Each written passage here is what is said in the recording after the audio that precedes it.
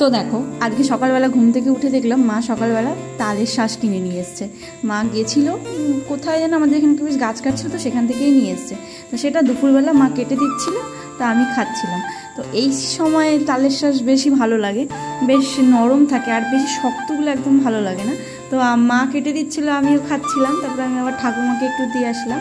তারপরে আমি আর মা মিলে ছাড়িয়ে বসে বসে খাচ্ছিলাম।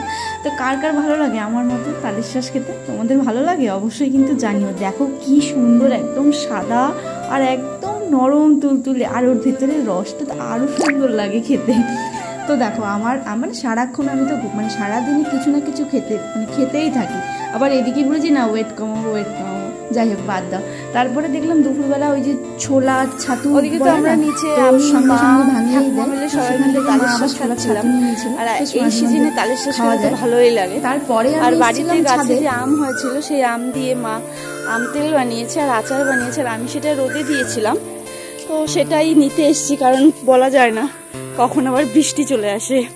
তারাও দেখাই তোমাদেরকে।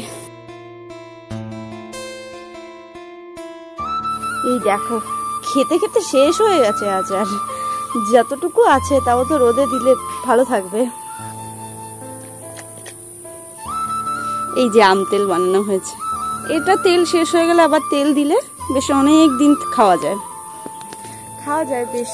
মুড়ি টুড়ি মাখালে বেশ আম তেল দিয়ে বেশ টেস্টি লাগে, তাই জন্যই বানিয়েছে মা। তো আমার ভিডিওটা আমি এখানেই শেষ করে দিলাম। তোমাদের সাথে অনেক গল্প করলাম, অনেক কিছু দেখালাম। ভিডিওটা ভালো লাগলে অবশ্যই জানিও। তো টাটা, দেখা হবে আবার অন্য কোনো ভিডিওতে।